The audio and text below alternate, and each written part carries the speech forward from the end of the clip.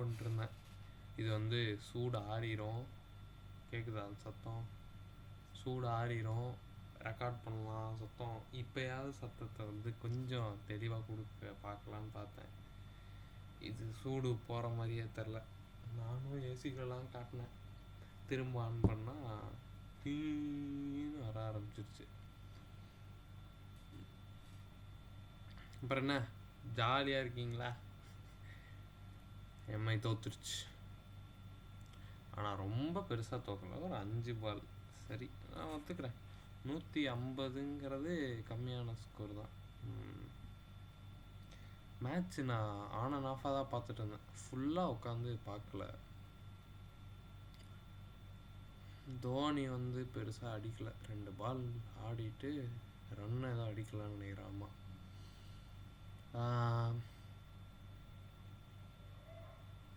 வேற என்னாச்சு? எஸ்ஆர்ஹெச் முதல் மேட்ச் இறங்குறானுங்க, 280 ரன்னு. ஆர்ஆர் பாவம். நான் ஆர்ஆருக்கு தான் சப்போர்ட் பண்ணிருந்தேன். நேற்று ஆர்ஆர் மேட்சை பற்றி சொல்லலைன்னா ஆர்ஆர் தான் ஜெயிக்கும்னு இல்லை, ஜெயிக்கணும்னு நினச்சிட்டு இருந்தேன். பார்த்தா ஆனால் அவனுங்களுமே ரொம்ப டஃப் கொடுத்தானுங்க. 16 ஓவரில் வந்து 160 அடிச்சிருந்தாங்க. மேட்ச் முடியும் போது 240. அந்த 4 ஓவரில் 80 ரன் அடித்தாங்க. அது இந்த எஸ்ஆர்ஹெச்சிட்டு இது ஒரு பிரச்சனை. பயங்கரமாக அடிப்பானுங்க, அதே மாதிரி பயங்கரமாக கொடுப்பானுங்க. பேட்டிங்கை மட்டும் ஸ்ட்ராங்காக வச்சுக்கிட்டு.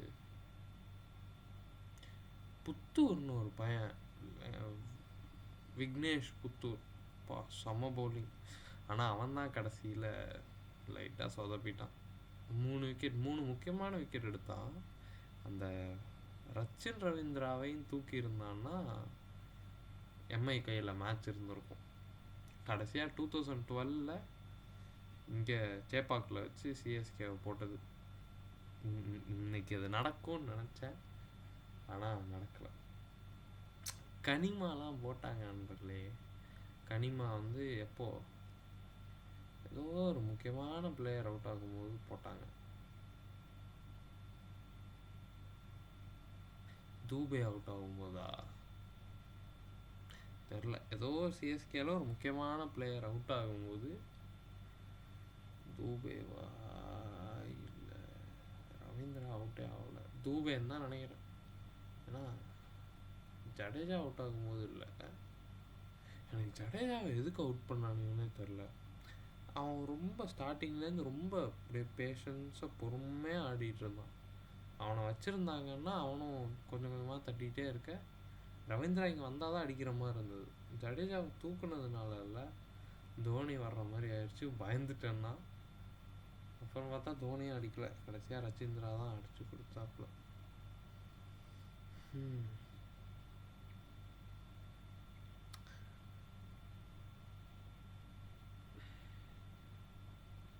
ஸ்லீப்பிங் வித் சப்ஸ்கிரைபர்ஸ் பார்த்தேன். இன்றைக்கி ஸ்டோரி போட்டிருந்தான் தலைவன், நல்லா இருந்தது ஸ்டோரி. சிஎஸ்கே வந்து அந்த அங்கே எம்ஐ பிளேயர்ஸு டஃப் கொடுப்பாங்கன்னு பார்த்தா சிஎஸ்கேவோட எக்ஸ் பிளேயர்ஸே டஃப் கொடுக்குறானுங்க. தீபக் சாரு, அப்புறம் வந்து சாட்னரு, எல்லாரும் சேர்ந்து சிஎஸ்கேவை போட்டு தள்ளிக்கிட்டு இருந்தானுங்க. அது பார்க்க செம்ம ஐரானிக்கெல்லாம் இருந்தது.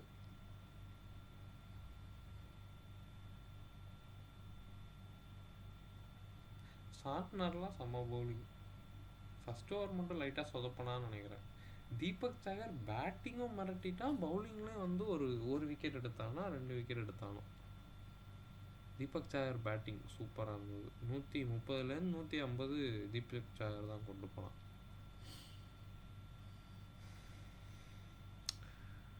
நேற்று போட்ட வீடியோ இப்போ பார்க்குறேன் 75 வியூஸ் தான் போயிருக்கு. காலையில் போட்டது பாருங்கடா ஒழுங்கா.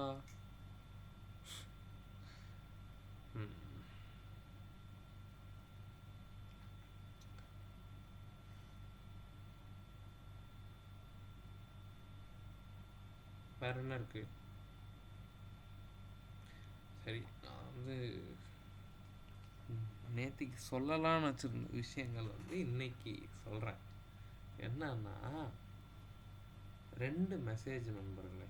ஒன்று வந்து 2மே என் நண்பர்கள்கிட்ட தான் வந்திருந்தது, என் கூட படிக்கிற பசங்ககிட்ட இருந்து. ஒன்று வந்து, I am rooting for your success, நீ வந்து பயங்கரமாக வருவ. அப்புறம் வந்து நம்ம பெருசாக பேசுனதில்ல, ஆனால் நீ நல்லா வருவடா தம்பி அப்படின்னு சொல்லி சொல்லியிருந்தான் ஒரு நண்பன். ஒரு ரீல் அனுப்பி சொல்லியிருந்தான்.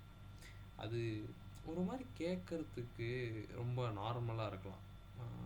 இதில் என்ன இருக்குது, இந்த மாதிரி பசங்க ஆக்சுவலாக அப்படி பண்ண மாட்டாங்க.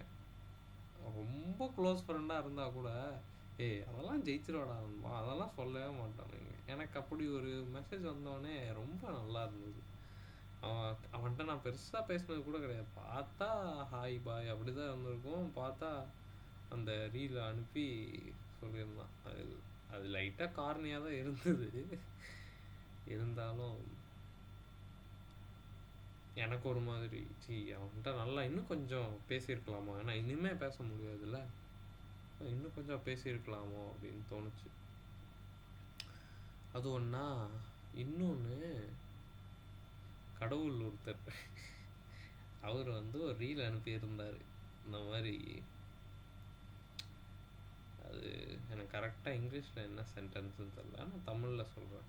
அதாவது, யார் ஒருத்தருடைய மூவி ரெக்கமெண்டேஷன்ஸை ரொம்ப கண்மூடித்தனமாக நம்பலாம், அவனை வந்து டேக் பண்ணுங்க, அவனுக்கு இந்த ரீலை சென்ட் பண்ணுங்க, ஏன்னா அந்த ரீலில் இருந்தது. அதை எனக்கு அனுப்பியிருந்தான். இது வந்து ஒரு மூவி பஃபுக்கான ஒரு மிகப்பெரிய ரெகனைசேஷன். இது வந்து வேறு எவனாலையும் புரிஞ்சிக்கவே முடியாது. நீங்கள் ஒன்றும் இல்லை, நீங்கள் ஒரு மூவி பஃபாக இருந்தாலும், இல்லை உங்கள் ஃப்ரெண்டு ஒரு மூவி பஃபாக இருந்தால் அவன்கிட்ட போய் இதை சொல்லி பாருங்கள். இந்த மாதிரிடா, நீ கொடுக்குற படத்தெல்லாம் நான் கண்ணை மூடிட்டு பார்ப்பேன்டா, நீ கொடுத்தாலே இந்த படம் நல்லா தான்டா இருக்கும்னு சொல்லி பாருங்கள். அவனுக்கு அப்போ இருக்கிற சந்தோஷத்தை யாராலையும் டிஃபைன் பண்ணவே முடியாது. அவ்வளோ சந்தோஷமாக இருப்பான். அந்த மாதிரியான வார்த்தைகள் அது. இந்த மாதிரி 2 சம்பவங்கள் வந்து ரொம்ப ஹார்ட் வார்மிங்காக இருந்தது.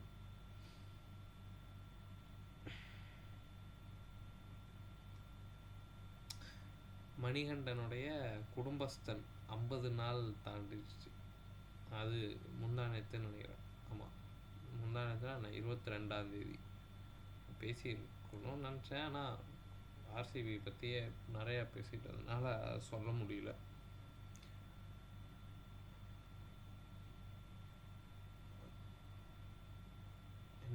என்ன ஃபஸ்ட்டு படம் வந்து குட் நைட் 50 நாள் ஓடிச்சு. இல்லை, அதுக்கு மேலேயே ஓடிச்சு. 50 நாளுங்கிறது 50 நாள் தாண்டிச்சுன்னு சொல்கிறேன். அதுக்கடுத்து லவ்வருமே 50 நாள் தாண்டிச்சு. இப்போது குடும்பஸ்தன் தாண்டிருக்கு. எனக்கு லவ்வர் ரொம்ப பிடிக்கும். கரியர் பெஸ்ட்டாக, மணிகண்டன்ஸ் கரியர் பெஸ்ட்டாக இது வரைக்கும் லவ்வர், அதுக்கடுத்து குட் நைட், அதுக்கப்புறம் தான் வந்து எனக்கு குடும்பஸ்தன் வருது. நான் சொன்னேன்ல, அந்த டாக்கிங் டாம் வச்சு கனிமால பாடினது, அது வந்து இப்போ கேட்கும்போது நல்லா இருக்கு. பப்பர பப்ப, அது சூப்பராக இருந்தது. கேளுங்க. அதில் ஏதோ தியரிலாம் சொல்கிறதானுங்க. சூர்யா வந்து என்னது ஒரு எக்ஸ்ப்ரெஷனே எல்லாம் மாறுறாரு. ஒரு சைடு ட்ரால் பண்ணுறது தான், இன்னொரு சைடு வந்து இல்லை அவர் வந்து கேங்ஸ்டரில், அதனால் வந்து அதெல்லாம் விட்டுட்டு கல்யாணத்துக்கு வந்ததுனால சோகமாக இருக்கார், அவருக்கு வேறு ஏதோ பெரிய பிரச்சனை இருக்குது, அது யாருக்கும் தெரியக்கூடாதுன்னு சொல்லி அவர் அப்படி மூஞ்ச இறுக்கமாக வச்சுட்டு அதை எக்ஸ்ப்ரெஸ் பண்ணுறாரு, கேரக்டராக வாழ்ந்துட்டு இருக்காரு டான்ஸில் கூட, அப்படிலாம் தியரிலாம் சொல்லிட்டு இருந்தானுங்க. படம் வந்தால் தான் தெரியும் சூர்யாவுக்கு ஆட தெரிலையா, இல்லை கதை அதுக்கு வழிவகுக்கலையா அப்படின்னு. லேப்டாப்பில் ஸ்டோரேஜ் வேறு போயிடுச்சு. நான் அந்த எமுலேட்டர் போட்டு மொபைல் கேம்ஸ்லாம் ஆடலான்னு பார்த்தா ஸ்டோரேஜ் போயிடுச்சு. அது பார்க்கணும், பார்த்து டெலீட் பண்ணணும். நிறையா படம் இருக்குது, அதெல்லாம் டெலீட் பண்ணோம். அதுக்கப்புறம் பிரேக்கிங் பேட் பார்க்கவே இல்லை. 2 எபிசோடு தான் பார்த்தேன், டைம் கிடைக்கல, நானும் பார்க்கல.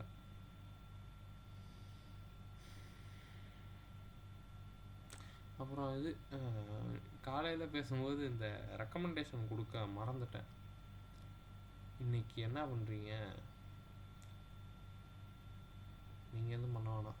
ஏதோ இன்னைக்கு இன்னைக்கும் படம் எதுவும் பார்க்கல.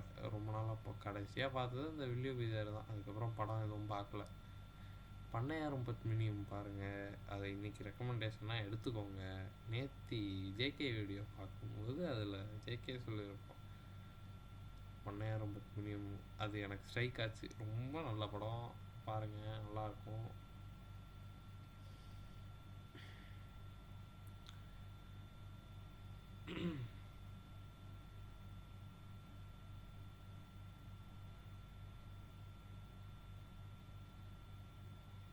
ஃபஸ்ட்டு போட்ட 2 வீடியோ 200 வியூஸ் தாண்டி வெற்றிகரமாக ஓடிட்டுருக்கு. காலையில் போட்ட வீடியோ தான் பார்க்காம வச்சுருக்கேன்.